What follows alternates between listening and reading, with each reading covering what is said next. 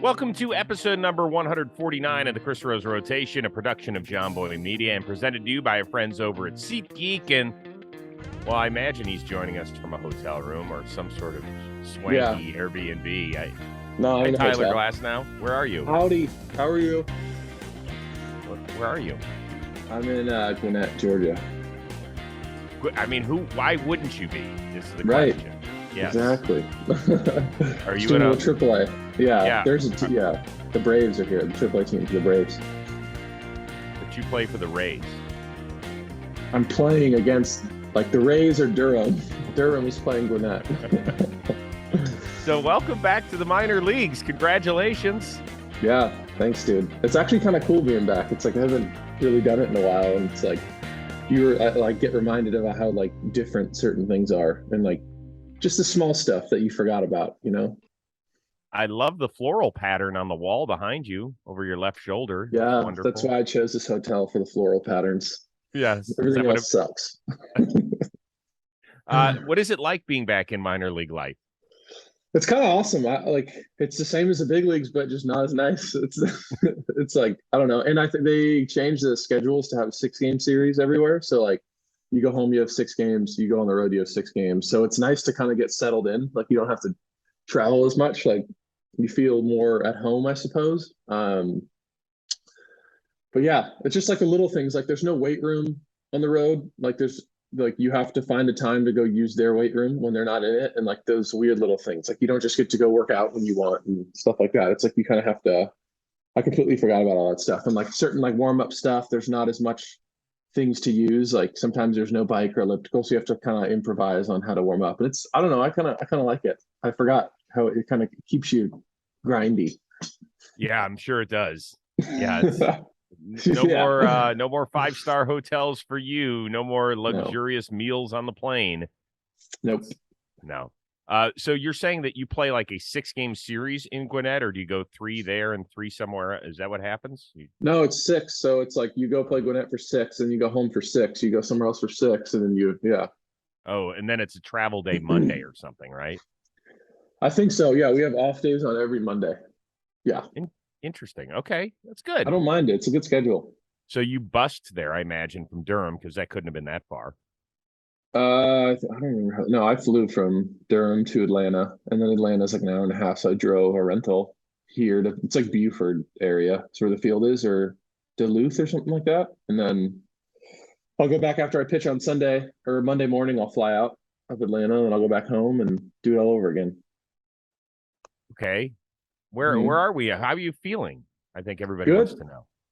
I feel good. I think it's weird pitching in games again. I think there's certain things you can prepare for before you go into a game, but then you get into a game and it's all the things you worked on. You're oh yeah, it's the game now. It's refreshing. It's you can do all this preparation, but it's not the same as when you get into a game. So I've had 2 so far, and I felt good. This last one was probably less inconsistent, but as far as timing and getting back into the rhythm of things going, I feel I'm trending up. So it's exciting. The first time you put on a uniform and threw in a game situation, I mean, this one doesn't truly count because it's not big league ball, but it's different than throwing a bullpen or anything else that you may a sim game. Were you nervous? Not really. I mean, I guess I'm more excited. There's definitely not many nerves. It was pretty relaxing, I guess. I guess just more probably just exciting, as I'd say the word. It was just nice to be able to go back into a game again. And what was it that you were looking for? Was it simply just to be healthy, feeling 2 days later? Was it something you were looking for during a game to make sure that you're progressing the way you want? No, it's just a feel thing. It's just getting back into the rhythm to try to get to the mode where I'm subconscious on the mound. Not it's so, I think early on, so it's spring training where you're still trying to get your bearings. You start to consciously think about okay, this feels weird. This feels weird. I kind of have to do this with release point. And I'm kind of trying, almost trying to perfect it. But I think as you get into the rhythm of games, you start to just stop thinking about that. And no matter how you feel, you just go out and compete. So I think right now it's more I find myself kind of okay, working on things as opposed to really going out and just being I got to get everyone out. So it's if there's a count where I'm it's like I'm throwing a slider and like the slider is not good that game. It's like, okay, I'm gonna keep throwing it till it gets good. And like I think a big league game, it's like, okay, my strengths today are this. So it's still like that preparation. Like I'm trying to fix or like figure out that release point with certain things. So it's like a mix of competition with like preparation type stuff. So I think it's just as I go moving forward, I have to try to get into that like just go out and get dudes out mentality. But as far as like timing and physical stuff goes, I feel freaking good. So How hard are you throwing? like 96, 98 normal. Um, I think it'll be like 90, like around that same if I were to go to the big leagues, maybe a little bit more just with the adrenaline. So feels good. Timing is like smooth. It's good. I like that. Yeah. What is your plan moving forward? This will air the day after you throw again. So how many innings are you expected or pitches are you expected to throw Sunday? I think 2 innings, two, maybe 2+1 or 2+ a batter, but I think it's probably just going to be 2 innings Wouldn't because 2 I plus did 1 be 3? 2+1 like hitter, like an up, like 2 innings and then a hitter. Like the last time I threw it was an inning plus 2 hitters. Got it. Yeah. I'm just fucking with you. It wasn't funny. No, it was. I giggled inside. It was very Okay, funny. is that what it was? Like a loud giggle. It was more like a snort from you. Yeah. It was one of those. Okay, and then you said you go back to Durham, and then I imagine you'll pitch again. Like, where are we in this whole rehab train? What's the goal? I think I think my last start's the 23rd or the 29th. Like, I don't know. Like, I don't really care, to be honest. Not like I don't want to, I mean, as far as like how they want to like map it out, I'm like, all right, I'll just do what you want. Like, as long as I'm pitching every, like, just put me on like whatever rotation kind of thing you want. I'm basically staying on a 5 day and just building up like inning by inning. And I think it's just getting more reps and trying to stay on that routine. If I go up and they want to use me as a reliever, like that's fine. Like I don't really like, I'm not picky on like what they want to do, but I think it's still just kind of like open right now. Just trying to wait and see how after I get a couple more, then we'll probably start making decisions. So there is a possibility you could be on the playoff roster if the Rays make the playoffs. Yeah, for sure. I mean, it depends. Obviously, like going and pitching, and like it would be nice to go up there and like get some before, like kind of get that feeling again. But I at the same time, I'm like, it's just like it's just about reps. Like pitching is kind of pitching and just making sure I'm like feeling good. And once I get out there and just try to compete, I know everything will take care of itself. So, well, hold on. Pitching can't be just pitching. You've pitched in the biggest games in the world. You know what I mean? Though, like strip all that away, like all the other stuff. It's clearly different. There's like things you think about, but like I think, like I was saying, as long as I can get into that like competition, like subconscious type like mentality, it really is like I think when you're out there, it's kind of just execute each pitch. And it sounds like a cliche, but it is true. It's just really like a mindset. Like when you're kind of like the blinders are on and you're just trying to focus on facing like hitters and competing, it's just kind of like you're not really like thinking about all the external stuff until like after, or maybe a little bit before. You're like, oh yeah, but then like when you're out there, it's just and like in order to get to that headspace, it just takes like reps and comfort. I think you just got to have a couple good ones, and you're like, all right, I'm good. The thing I've been most amazed about throughout the entire Tommy John process is how even keel you have been. I would imagine that there are some days where you're very high and excited and very low, but you just play it straight. You're like, well, whatever the next part of the process is. But you are a competitor. Mm-hmm. Are you not excited about the possibility of joining your team in October for a playoff run? Does it make you nervous? What are your emotions? No, I'm definitely excited. I wouldn't be doing all this if I was like, I don't want to come back. Like, I try to, but it's just, I don't know. I think a lot of it's like, I just don't really like getting too ahead of myself. And that's like, again, kind of cliche, but I just think I used to do that a lot when I was younger and like you'd anticipate and that would bring on like some sort of anxiety for the future. But it was just like, I have a couple more starts in AAA. So that's really all I'm thinking about. And I'm clearly doing it to prepare to go to the big leagues, but like, there's no point in me being like, I benefit at all by being like, okay, if I do this and that, and then I go to it's just like, that's the plan. I'm doing this to go to the big leagues and pitch and help my team. But right now I just have to pitch here.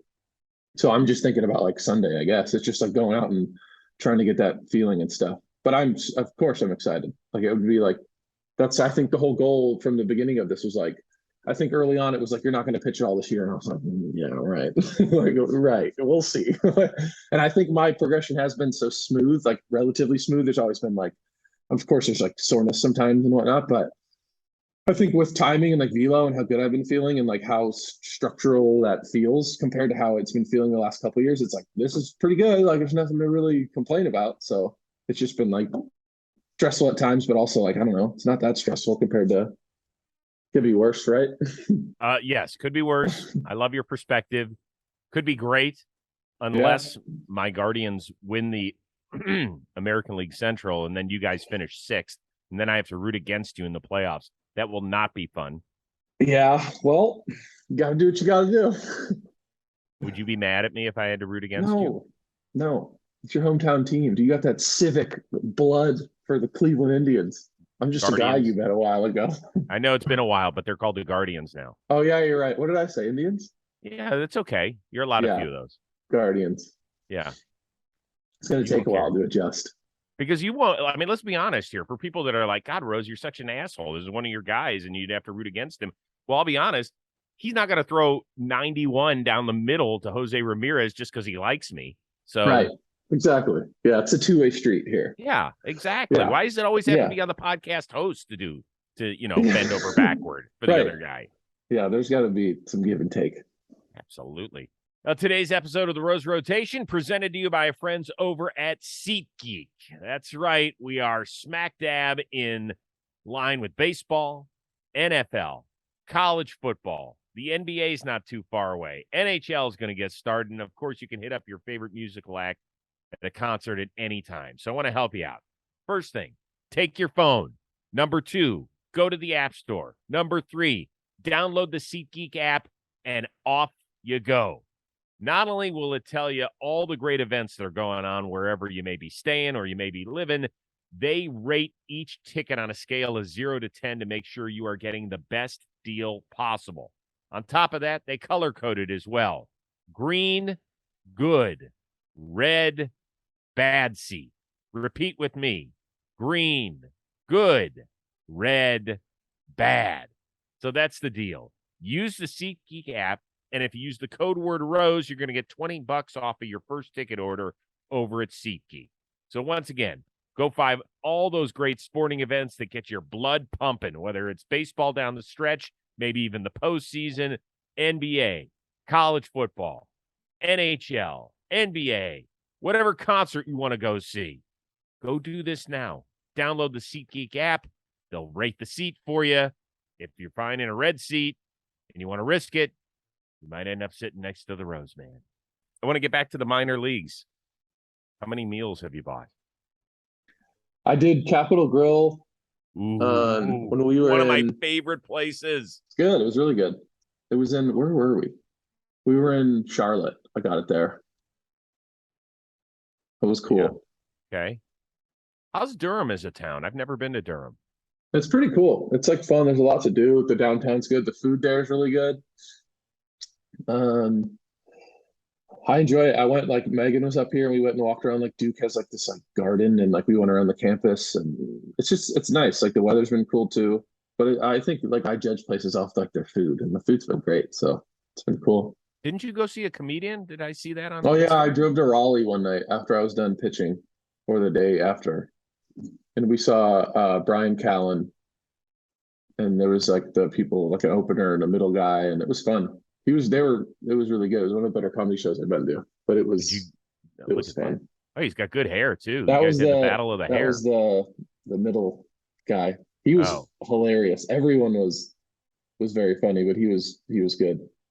Comedy is that is a tough biz, man. Yeah, for real. I think it's why I like watching it. It's like the nerves going up for it. It's like I do what I do, and there's a lot of nerves associated with it, but I prepare for it. So it's like it's nerve-wracking, but I can do it. And I think with comics, like I've never been in that life, and like they're prepared for it, so they're not as nervous, but you can still tell like that's hard. Like that is a really tough, like just to be up there alone and you just have to talk, and if you bomb, you're like, I have to finish my stage time now. It's very like, and I just think you comics are so smart, like quick-witted, and like just someone who can come back with something quick or like write something down. You have to be like, have to sit and think, and like you're always trying to find jokes and like find funny situations, and like I feel like it makes you, any like situation you try to find like the funny silver lining, and it's like I just think it's hilarious.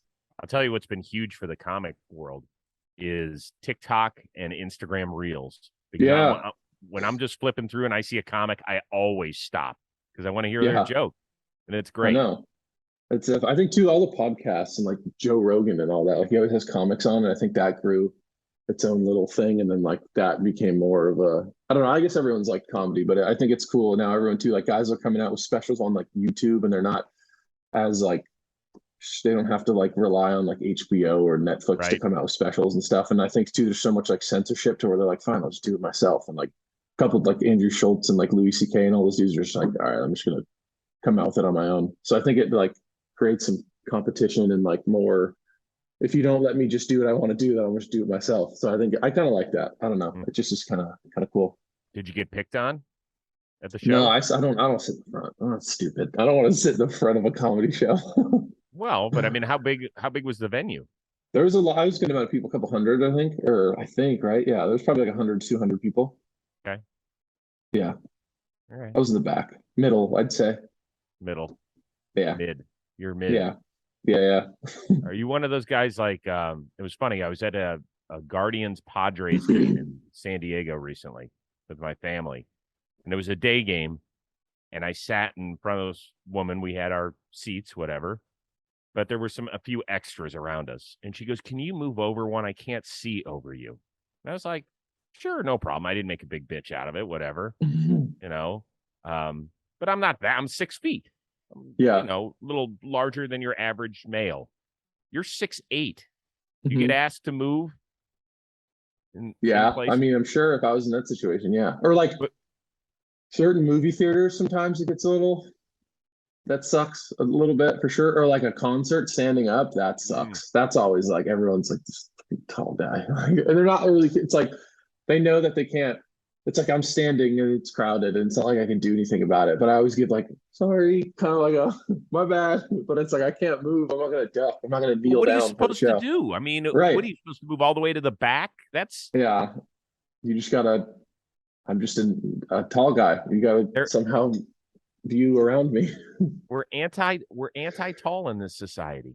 You'd rather be a short king than tall at a concert. I don't know. I think it goes, it's two ways. There's positive and negative to both of them. I certainly would rather be tall than short. No offense to the short people, but I think Short I enjoy kings. the, yeah, there you go. You know what? Let's bring in our expert short king reporter, Robbie Scirocco. Nice. Rob, our excellent producer, is 5'6". Yes, sir. Nice. If you were at a concert and you were standing behind Tyler Glasnow, would you just deal with it, or would you pleasantly ask him to move? No, well, I would not ask him to move. I would move. Right. It's like I would. What if there's no room though? What if like it's so crowded that you can't move? That's on me. I guess so, Honestly, yeah. it's like that's the way it is. I mean, listen, I got little windows I could peek through. Yeah. I used to. My first concert I went to, I actually got on some random guy's shoulders. You did There not. you go. Yeah. It was at a John Mayer at Madison Square Garden, and I was like 14 or 15, and literally this guy just picked me up, put me on his shoulders, and like I loved it. It was great. That's cool. Yeah. So I mean, I'll go on your shoulders if that is. Can I? Is that Yeah, cool? we can make a compromise. It's fine. I Take gotta be intermittent, honest like with some you. The breaks whole in between. guys on the shoulders thing, I'm sorry. Like, if you're wearing shorts, then Rob, your balls are on the back of Tyler's neck, and I'm not so sure That we're makes sense. Yeah. all good with that. Yeah. No. I'm not okay with balls on the neck, but Well, where are you supposed to put them if you're getting on some guy's shoulders? that's true. Gotta I flip didn't 'em. really think about that. Wear like a girdle. Yeah, I'll wear. Maybe that's why the guy did it. Maybe he was like, oh, I'm gonna put it on my shoulders. He was It could be 14 or some- 15. Now we're getting into Right. bad territory. Stop, right. I know. Yeah, I don't know. Now I'm thinking about it. It's a little weird now. But Yeah, just be weary next time. no, That is I would try and move. I would Nice. never ask the taller person. That's just it's not Fair enough. Short Kings correspondent Rob Scirocco, everybody. Dash. Thank you. More of the show is coming your way, but I want to tell you a little bit about Win Reality. It is the VR baseball training application that is available on the MetaQuest 2. It gives players access to unlimited game speed reps no matter where they are. And here's a cool thing. You can use your own bat as well. And boy, do they have an incredible library. It consists of 600 plus pitchers, all the way from down to little kids, 8U, all the way up to the show. It'll help you with the release, to pick up the spin, to work on the speed. Hitters, you get a chance to study each and every pitch and then hit in the real game as well. Win Reality gives players on all levels a variety of workouts that are focused on pitch recognition, timing, and decision-making. The tough thing about our sport is sometimes you don't have anybody around to throw you a little bit of BP. Well, you just throw on Win Reality and off you go. Coaches love it. Parents will love it. Players, I promise you, you will love it. A majority of the MLB teams use it. You know who uses it? Paul Goldschmidt. How's his year? Might be walking away with an MVP and a Triple Crown. If that dude uses it, you should be signing up today. So I want you to go to winreality.com/Rose. Sign up today. Who knows? Maybe you'll end up being a guest on the Rose Rotation because of it. New rules in the baseball world. I know you're just concerning yourself with getting back for 2022, but I'm sure you paid attention to the pitch clock, all that sort of stuff, the lack of a shift, blah, blah, blah. Are you excited or are you somewhat taken aback by it? I mean, I was on the committee that would do the meetings and stuff for the rules. Yeah. So I think it was like, I don't think they're awful ideas. I just think stuff attached to them. I think as players, we were like, we need some of these addressed first, and we like would be willing to. I think that's what the whole idea of that, like the little group we got together was supposed to be. Like, we thought, all right, we'll get together and like we'll voice our concerns, and hopefully they'll take into account. But I think they went into it with like, these are going to be the rules no matter what you guys say. And like they changed the pitch clock. It was used to be 14:19. They changed it to 15:20. It was like a second. So I think that was just so like. I don't know. It's nice, I guess, to get a second, but I think we all realized, like, okay, I don't know if they were really like wanting to like work with us fully, but I think they had this in place, and they did it in AAA and all that stuff. But I think there was certain things attached to it that we were like, you have to get rid of this in order to agree to that. So, and the players just ended up voting no. But I don't think overall it's like a super awful thing. I think like it would have been nice to kind of work together a bit more on it, but I've been in AAA and I've seen the pitch clock. I think there's a lot of like positive things that come along with it. I think the thing that's sorry, I didn't mean to interrupt. No, you're good. Yeah, but the thing that was weird with the pitch clock was like they also attached the 2 pickoff limit to it. We're like, we can't do that. That is like, I would tell people that and they'd be like, that's not real. There's no way the MLB's trying to implement that. I'm like, yeah, they are. Like 2 pickoff limit. And they're like, well, there's guys that like.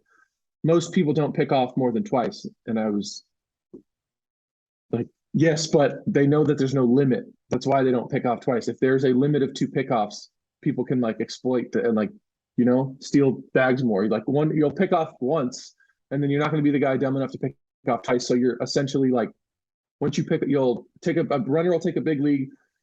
I'll throw over, he'll bait the throw, and then he'll know when I usually go on the clock, and then he'll look at me and then look at the clock and then just go on this, because I'm not going to pick off twice. So it's just going to be a bunch of stolen bases. And that was how it was designed. And I just thought we could do a better job of like making it a bit more competitive to get more stolen bases. I understand that like people want stolen bases, but you can't just like give them to people. No, I'm with you. I am with I don't know how any of these rules are going to play out, but I was excited about trying them. That is the one that blew my mind. I couldn't believe it, because on the 3rd try, you either have to get the guy out or he gets 90 feet. Yeah. That's bizarre. Yeah. I mean, who sat in that meeting and was like, yep, that's what we're looking for. None of the players were. Like, all of us were like, this is this thing that we really, really would like to address. And everyone was like, this one we should reconsider.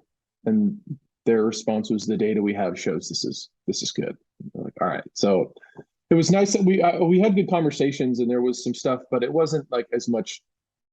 Our feedback wasn't taken into account as much as like we thought. And I think that was the strategy going forward, is like, we might as well see if they're willing to sit down and like kind of work with us, because they can unilaterally just like change whatever rules they did. So all the players voted no, and then the rest of the committee voted yes. So that's just how it was going to be, and we had a feeling. But it was nice to possibly go in and try to work with them, but it wasn't as much as we thought. So have you pitched with the pitch clock?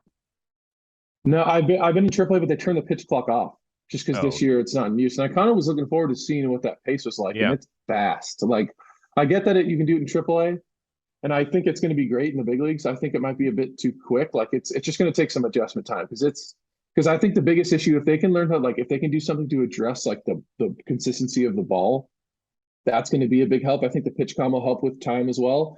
But the only problem is, I think even too, while being in AAA, it's like they'll throw you a ball. It's like, this one's good, cool, I don't need to do anything to it. And the next one's good. The next one's just dusty and powdery. It's like, well, I need some time to get on and like hit the rosin and like rub it up and stuff. So I think if they can somehow fix that, like just get them to be like more consistent. And I think they're working on something for next year, like a pre-solution or something that would be really helpful. But I think the biggest reserve for people is like, what do I do when I get a ball? And like, there's a guy on second base, and there's still going to be people like the balls are still inconsistent. When there's a guy in scoring position, you throw over the powdered ones, and I have to sit there for 10 seconds and try to get like sweat and rosin to congeal and like get the ball to grip a bit more. But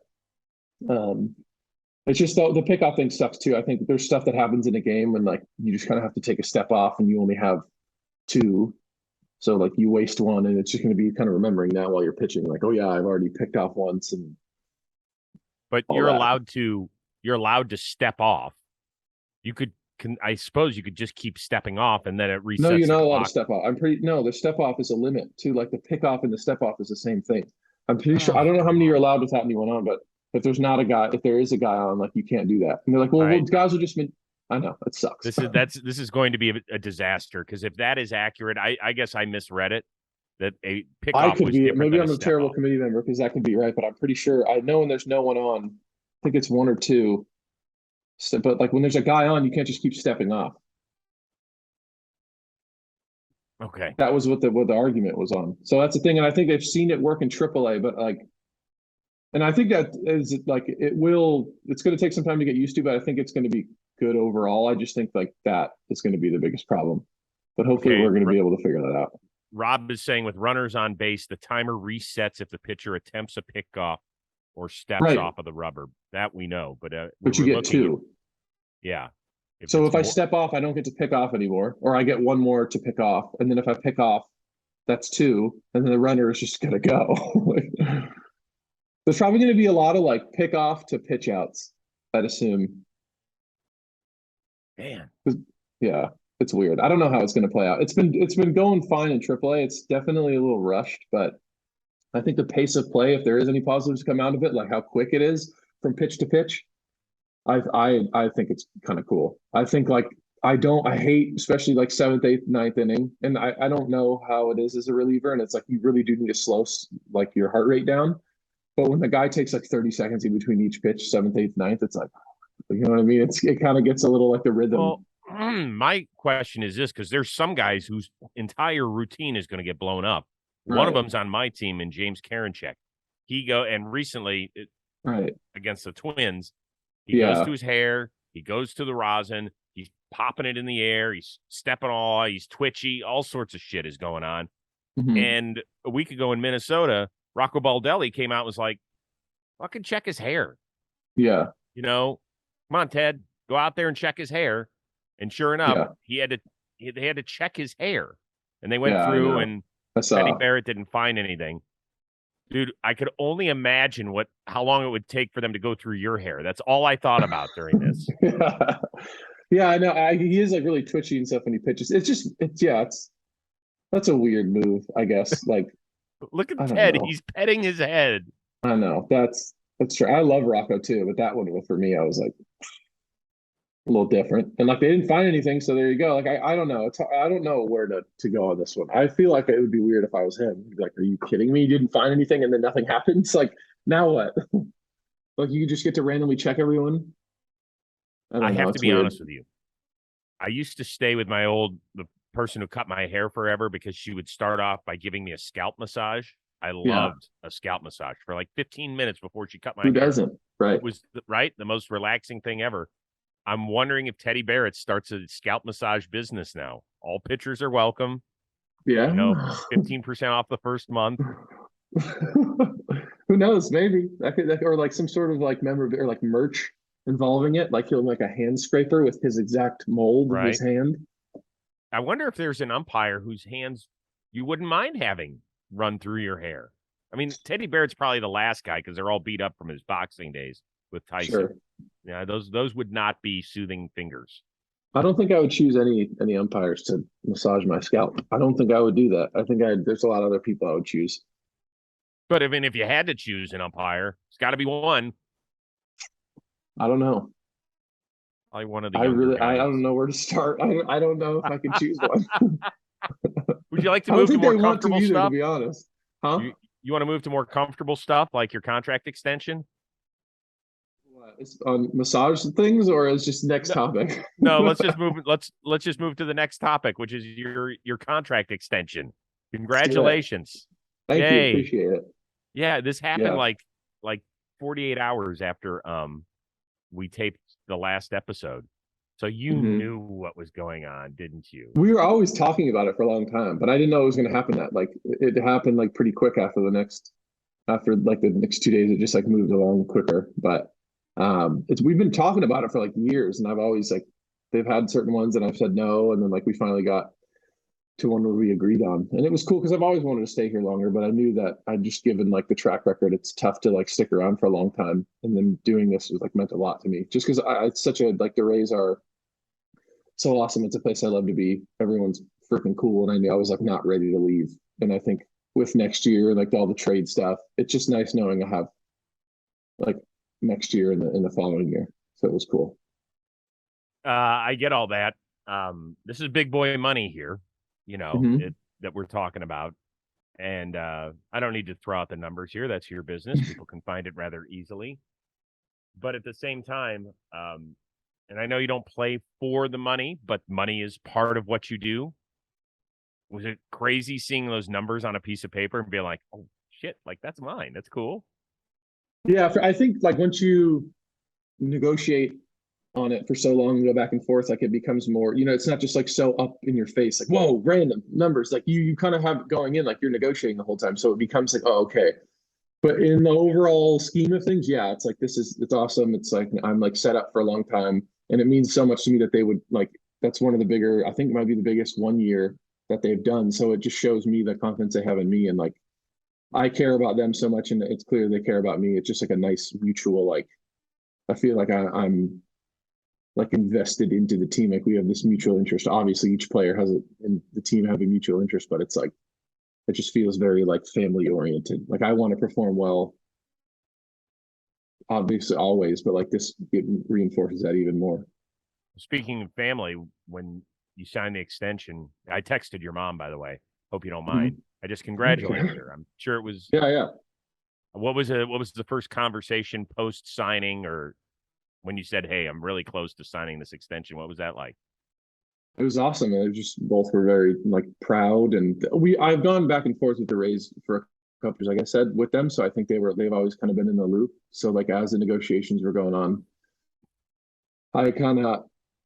I think it towards the end, that was when we were talking about it, like, especially while we were like talking about it, I learned from the first couple, I don't really get to tell anyone or talk about it. Cause a lot of times like you think it's going to happen and it doesn't. And it's just like, all right, I'll just wait and see if it does. So I think it was with them maybe a bit later we talked about it, but it was great. Everyone was super excited.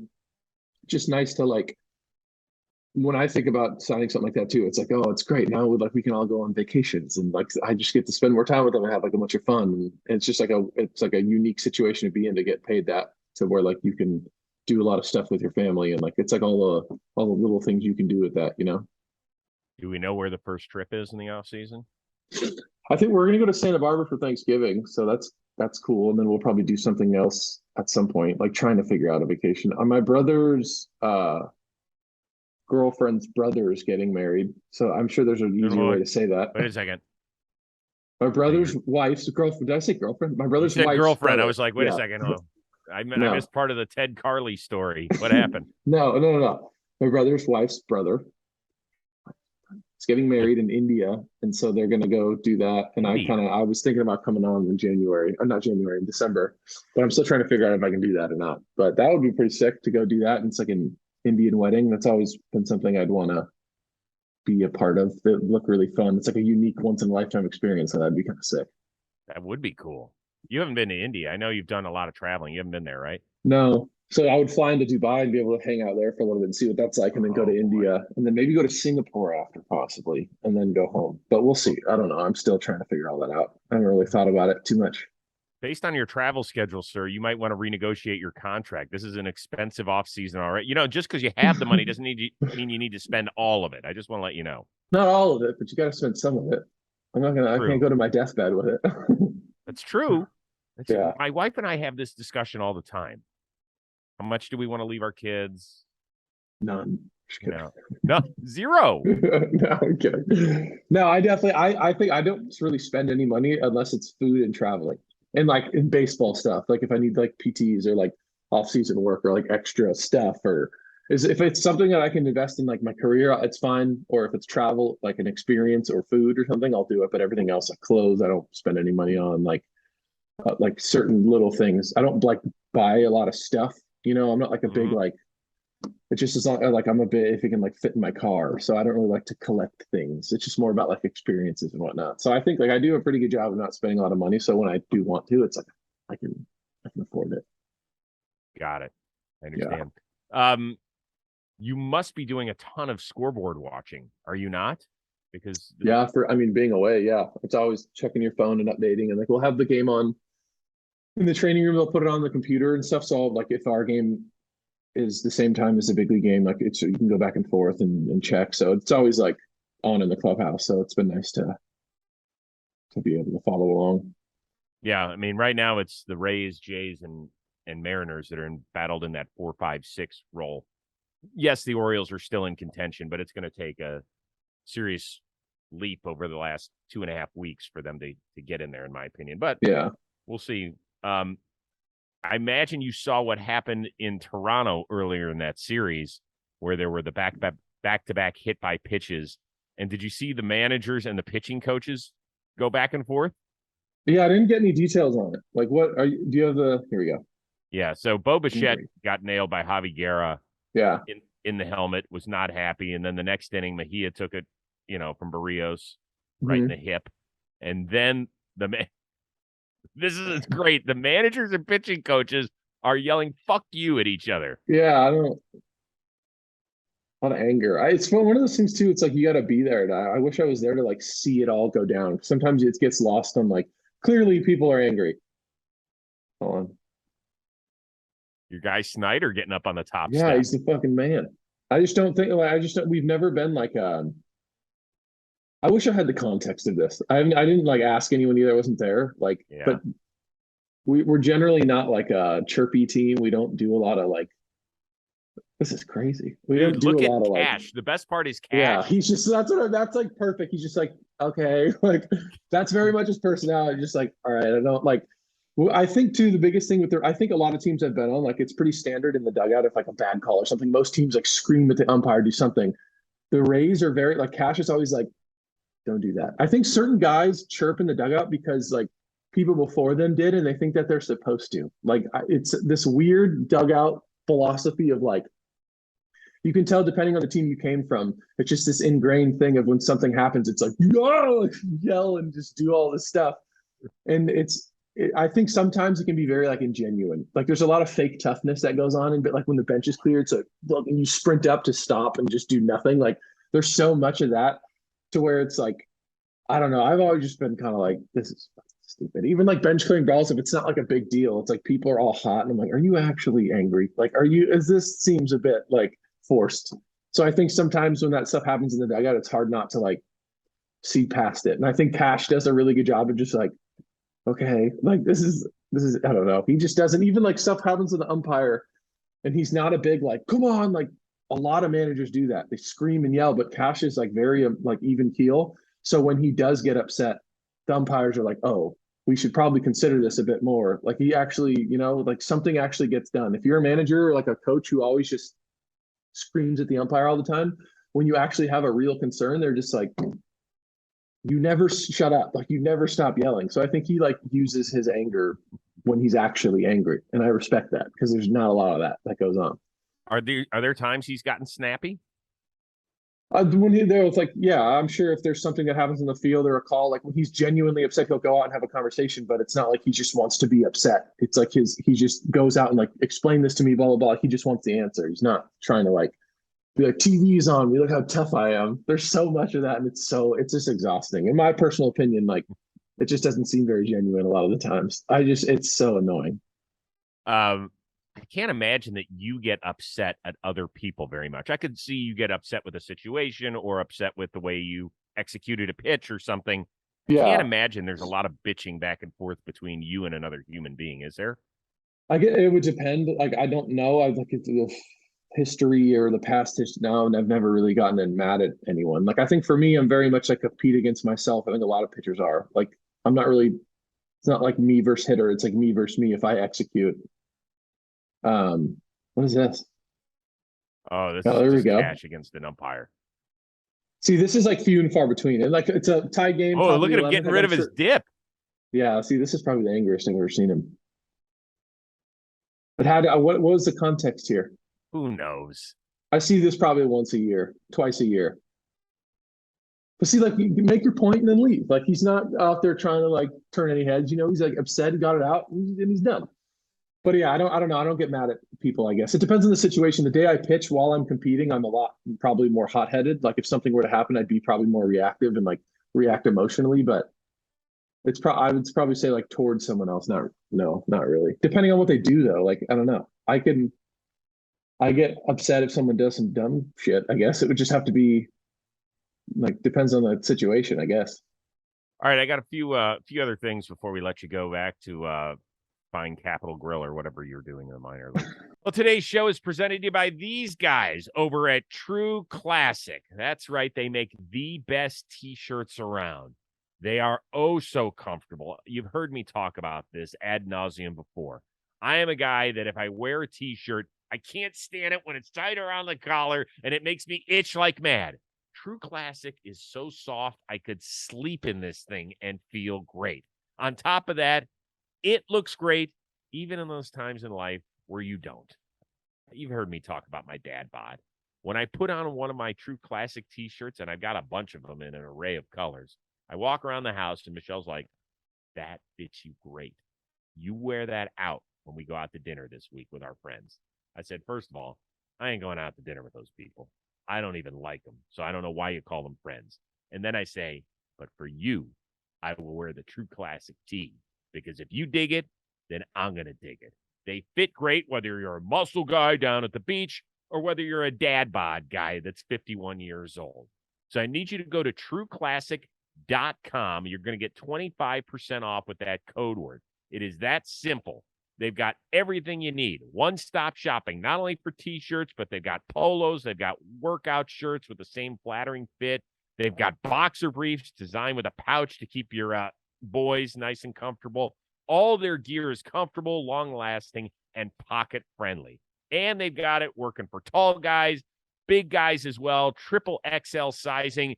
Whatever you are, whatever you look like, True Classic is there. I'm sure you're following along with the season that Aaron Judge has had. Guys, yeah, unbelievable. The minors, you've known him a long time.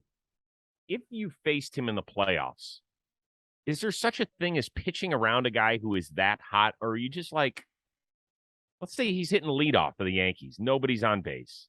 Mm-hmm. Or there's an out already in the inning and he comes up and nobody's on base. You don't have to pitch to him.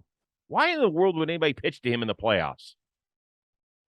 Because I still think like the hitting, what is he hitting, 3-something right now? Like you still have 7 out of 10 chances to get him out. Like there's not, I know that he's hot and there's like some damage, but I don't think I would. I think the only time I'd ever pitch around someone is if they came from the dugout and there's like a situation where there's an open base and like you want to have some sort of like force play somewhere, but I don't think I would ever like pitch around him. I still think like a pitcher, if your pitcher's on, like a pitcher who is executing is always better than like a hitter. I'd say like I would take my chances like feeling really good executing pitches against anyone. Just I think good pitching for the most part beats good hitting. I think there's obviously a chance that something bad could happen, but I'm not gonna. It would depend on the situation. You know, if there was some guys on, but no one on, like I'm not gonna. I would never probably pitch around anyone. If there's no one on, especially. Really? No way. Yeah, no chance. It's still 7 out of 10 times. Like the best hitters, no one's hitting 400. Like No, but he's getting on base every other time. His on base percentage in the second half is like 500. It's ridiculous. I don't know. I just don't think I would pitch around him. I would want to execute at my spots. Like if I'm going up, I want to make sure I go up. Like I'm not trying to miss middle, but I don't think I would try to like, I don't know. I would want to get ahead, stay ahead, and then put him away. Like I would just try to keep the same mentality for sure. I think he has made himself, at the beginning of the year, there was that report that they offered him like a 7-year, $213 million extension, and they were going to throw his $21 million salary arbitration number on top of it. So it was actually going to be 8 for 234. I think he's made himself $70 million, $80 million this year.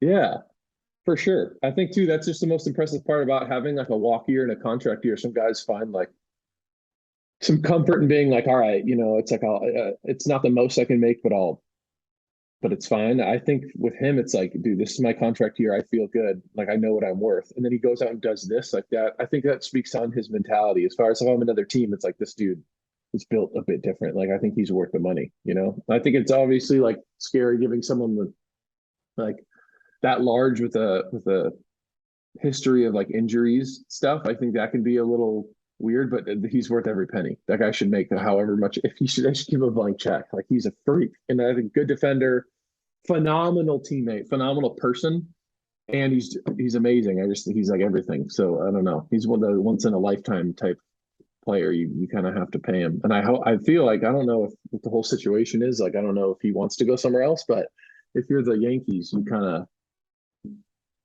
just give him the money. You're like, are you serious? Like just with how much like you're worth and how much money they have, like I just think it's a no-brainer. I don't know why they wouldn't give him whatever he wanted. There's also a New York premium, in my opinion. Like the Yeah. guy handles every Right. question perfectly. Right. I know. He's just like he's a leader of that team. I think another team has to realize that too. It's like this guy just did what he did in New York and he carried himself the way he carried himself. That premium carries over to other teams as well. It's like if he was playing for Cleveland and did what he did, obviously he's getting whatever, or whatever team, doesn't matter. Or like a smaller market team, if played for the Rays and did what he did, but he played for the Yankees and is doing what he's doing. Like that's an unbelievable talent. I also, this is an unrelated question, but what I'm trying to figure out, like, so the Angels, whatever they're like evaluated at, like however many billions of dollars, how was there an offer to buy the Angels? Did somebody give like an offer? No, not that we're aware of. It's just Oh. that Artie Moreno reportedly wants out. Right. I heard something about like the rumors of like 5 billion. There's no way that's right. Right. No, that's Yeah.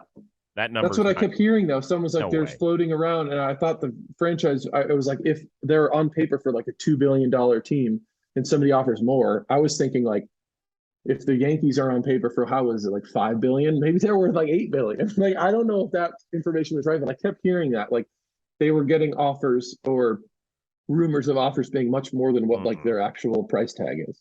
No, because I'm sorry, I work in both Right. baseball and NFL worlds. The Broncos just sold, and that's not what they're getting. The Denver Broncos. So if an NFL team's not going for that, then Depends on franchise value though. There's so many things connected like outside there of, are. and NFL obviously generates a lot of like they make a shit ton. But what did the Broncos sell for? I would have to look, but I thought it was like high fours. Maybe Oh, Rob okay. Okay. can find that out, but I mean it's still a ridiculous amount of money. Artie Moreno is going to do just fine on this 20-year investment. He's No going to doubt. do just fine. For sure. For me, the question is, how the hell do they fix that organization? It's so frustrating that we have. I've heard they've like brought some people in from the people that are in the organization that I know said like it's hard to like I don't know if there was a lot of emphasis on like development and minor league stuff. Well, I know there wasn't. I guess everyone knows there wasn't. But from the people that I've heard from who they've hired recently, last year or two, like apparently it's slowly turning around, and people are like, I think this is going to be good in the next few years. It better. The Ohtani stuff is going to be fascinating to watch. By the way, Rob Scirocco, $4.65 billion on the Denver Broncos. What was their price tag before they sold? Like, was it around there, like 4 something? That was like what were they valued at? Yeah, right. I don't know, but the Bolin Something family around had owned it for decades. Yeah, so they right. were, they bought it in the 80s. And so the amount of money that they just made on it is. Yeah. Forbes says in 2021 it was 3.75 billion. Yeah, so I think it's like it's like that's what I'm curious about. That's 900 million over what it was valued at a year before. I know. That's what I think too. 900 million. I know. And I think if the Angels sell too, I'm sure they'd probably go over too. I think there's just so many incentives to owning a baseball team. Yeah, I mean, it also depends a lot on when local TV contracts are up because you can make a ton of money there. If there's any land development deals around stadiums, if that gets thrown in, all that sort of stuff. They don't really have to like put that. That doesn't go to the franchise value, that does it? Isn't that like you can probably the stuff surrounding the teams doesn't go on. Well, some like when the Dodgers were purchased from the McCourts still held on to all the parking and development around the stadium. Oh, right. So whenever that stuff gets picked up, who's pocketing it at the McCourts. Yeah. The freaky McCourts. There all right. Go. Let's spin the wheel, get you out of here. Mini Me. This is a fun one. When you are in the show and you get to a nice hotel, what is the one thing you have to have out of the mini bar when you're starving or you're thirsty or something? I'm not a big mini bar guy, but if I guess it depends if I'm like treating myself or something. Like there's some candy, but generally I'm not going to the mini bar. Maybe like if I'm hungry, I'll go to the mixed nuts. I'd say like the healthiest option that you could probably get. Like you have you were gonna do protein. Especially if I'm playing and stuff. Like I don't know. Certain days I eat something. Do you ever eat sugar? Yeah, for sure. But just on certain days though, like I few and far between. Once a week? Yeah, I'd say that for sure. Like, what do you have? Do you have peanut M&Ms? Do you have a piece of cake? An ice cream bar? I think it just depends whatever is in the clubhouse. Like I think too, my biggest guilty pleasure is like little kid candy. Like if there's like a Sour Patch Kids, I'm like, do it. That's what I want. And I'll eat like that. That was probably where I would go. Like I'm not a big after dinner, like eat dessert. I don't like doing that. But I'll just like for that little like sugar fix, I'll do like some candy. So when we're all finally going out to dinner, all of us, including Ted and Carly, because this will happen at some point. I am a dessert whore. Oh, we'll get dessert then for sure. Yeah. We will. It's a communal thing. Like if someone's like, I want dessert, it's like I'm eating dessert. Like I think if it was where a lot of times I go out to, it's like, do you guys want dessert? And everyone's like, it's like, nope. But if somebody wants it, like I'll eat it for sure. Absolutely. All right. Yeah. I'm a dessert freak. We'll get it. We'll get all of them. We'll share if we had a dessert eating Olympic team, I would definitely have been a 4-time participant already. Nice. Oh God. Start that league. I can go across the board. The more you can do. I mean, I can eat almost anything dessert wise. Wow, that's a talent. That's cool. Yeah. You got to know your lane. All right, listen. Stay healthy. That's all I care about. Yeah, me too. I feel good, so I think it'll happen. Good, and I'm excited for you. Maybe we'll check in at some point. I don't want to bother you too much. Hit me up whenever. Okay, but I think people would be fascinated about your journey, and if you guys are fortunate enough to make the playoffs and you make the playoff roster, I think people want to be like, I want to hear from that Glasnow guy again. Let's do it. I'm down. Awesome. Pitch well on Sunday. Thanks, dude. By the time this show airs, you will have dominated already. And that's it, man. Say hi to your family for me, and congratulations on the contract extension. I'm so happy for you. Thank you very much, guys. Appreciate it. Always fun. For our amazing producer, the one and only Robbie Scirocco, and Tyler Glasnow of the Durham Bulls, at least for now, I am Chris Rose. We'll see you next time here on the Chris Rose Rotation, a production of John Boy Media. Hey, quick reminder, you can join me and Trevor Plouffe every Monday through Friday on Amazon's AMP app. Tune in 11:30 a.m. Eastern for an hour of live baseball discussion. All you have to do is download the Amazon AMP app on your iPhone. Use the code BASEBALL today to tune in. We'll see you Monday through Friday.